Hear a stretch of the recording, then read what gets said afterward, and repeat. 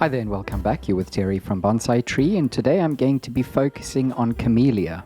The time of filming is autumn, so the tasks that I intend to focus on are specific to this season.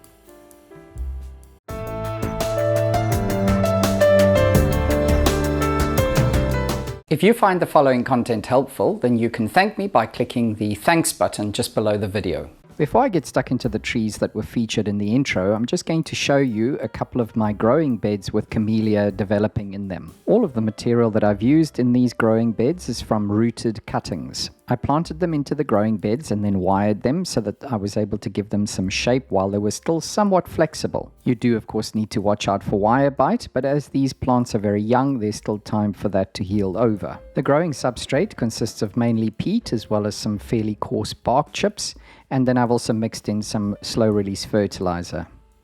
At the beginning of last growing season, I converted some of the Camellia bag stock that I had into bunjun styles. The trees are all developing quite nicely, and although I have done some work over the growing season with them, today is another opportunity to place some wire onto them and do any necessary maintenance work. Although I have already pruned some of the new growth back, it is now time to position that growth and give it a little bit of a better shape. I also find a lot of weeds just starting to develop in my containers, and so before it proliferates, it's a good idea to remove as many of the weeds as you possibly can.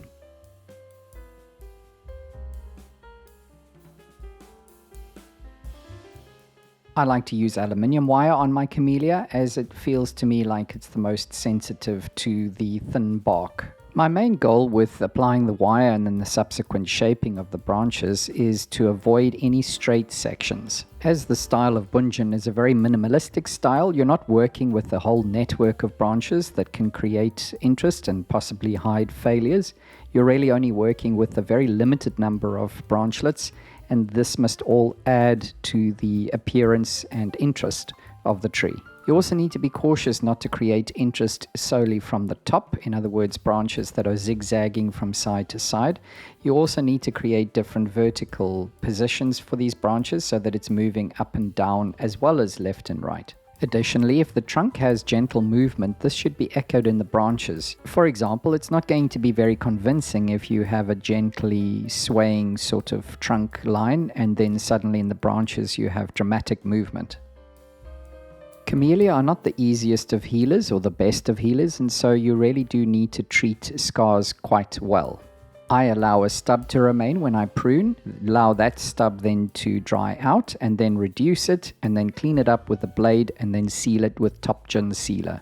This is a little Camellia that I started from bag stock a number of years ago. In fact, it's one of the very first Camellia that I ever grew, and it is now developed into quite a pleasing little tree. At this stage, it's very important that you keep an eye on and avoid wire bite at all costs, because it's not really going to get rid of those scars now if you allow them to develop.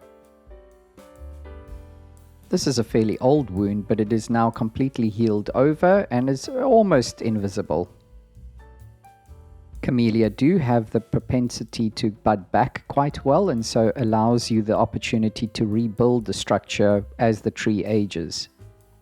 Once again on this tree, I'm just applying a little bit of aluminium wire to give some shape to some of the new branches that developed in the preceding growing season. Although the Camellia does have a lot of attractive features, most trees are going to be designed around the showing of flowers, and so when you're positioning branches, the focus should be on a real estate or opportunity to display the flowers. This, another Camellia, which I started a number of years ago, has already started to flower and will flower for the next month or two. It's a great idea that as the flowers are spent, that you remove that spent base of the flower from the tree before it goes into seed production. Additionally, I like to remove the excess of flower buds because they really can produce a lot of flowers, which drains the tree of resources. Be sure to pick off the right growth though. This is a flower bud, and this is a bud that will develop in spring. So now, because this is a show-hen sized Camellia, I'm going to reduce all the flower buds down to one at each terminal. The fairly long straight section of trunk in this tree bothers me, and so I think I should probably layer that off. I'm very pleased with the progress of this little tree, but there is a scar that is still visible and still needs to be healed over. Moving on to new material, this is a camellia which I imported from Japan, and it is in a semi-cascade style. I'm now going to reduce or eliminate the growth that has developed over the preceding growing season. Next, I'm carefully going to remove the wire that I applied to shape those branches that developed.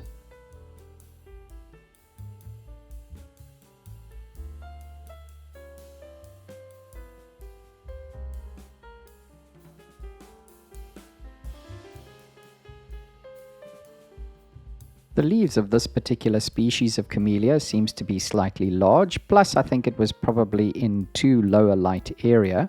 And as a result, I'm first going to cut the size of the leaf down, so this will allow more light into the tree. With the leaves reduced and being less of an obstruction, I can now apply some new wire to shape this new growth.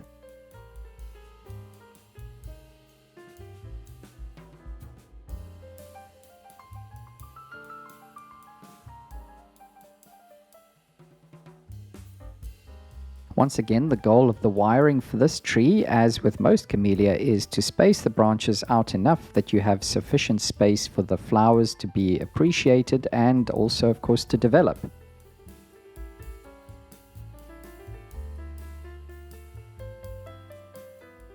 This is a new camellia project which I started from bag stock and intending to create a kind of clump style with it. Although this branch was wired down, when I removed the wire it seems to have sprung back up again. So I'm going to demonstrate a different technique which is not going to cause any wire bite if I leave it on for an extended period of time. First step is to insert some wire through the base of the pot, through the drainage hole, and then secure the one end. Put the other end through a piece of tube, and this is the portion that is going to make contact with the branch, and then secure the wire and bending the branch into the position that you desire. After positioning the structural portion of the branch, I can go ahead and wire the remaining sections of the branch, which I can then position as I wish.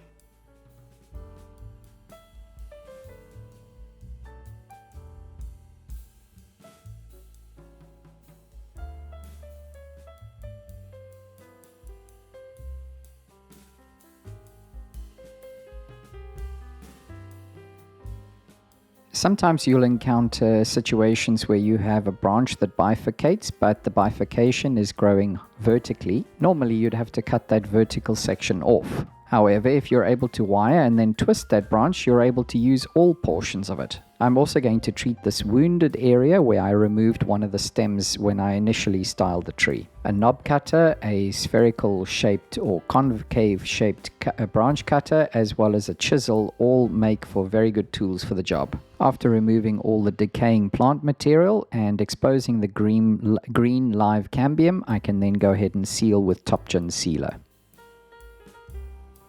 This vinyl camellia was also imported a number of years ago and has been featured on my channel. In the previous video, I cut the leaf surface area down dramatically as I repotted it, and of course I repruned it and put it into fresh kanuma, and it has now really recovered very well since then. These brown marks on the leaves are not fungus, they are sunburn. I probably had the tree in a fair amount of shade and then moved it abruptly into sun and sustained this damage. So I'm just first going to remove all those damaged leaves. I'm also going to reduce the number of flower buds.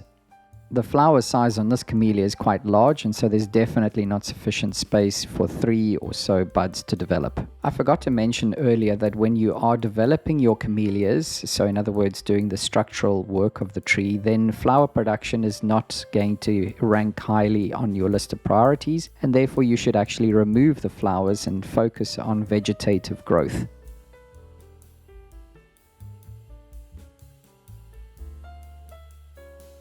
If you found that content helpful and you'd like to thank me for it, please do so now by clicking the thanks button just below the video. So just a summary of the work that you can do in autumn on your camellias. Number 1, and probably the most important, is to make sure that they get sufficient fertilizer, or you're not going to get the flowers that you desire or the vegetative growth that you need. Don't prune the tree if you're planning on allowing it to flower. You can remove old wire before it bites in and apply new wire if you need to shape young growth. I also like to thin the number of flower buds just to reduce the burden on the tree. If you can lay your hands on some good camellia seed, now in autumn is also a good time to plant them.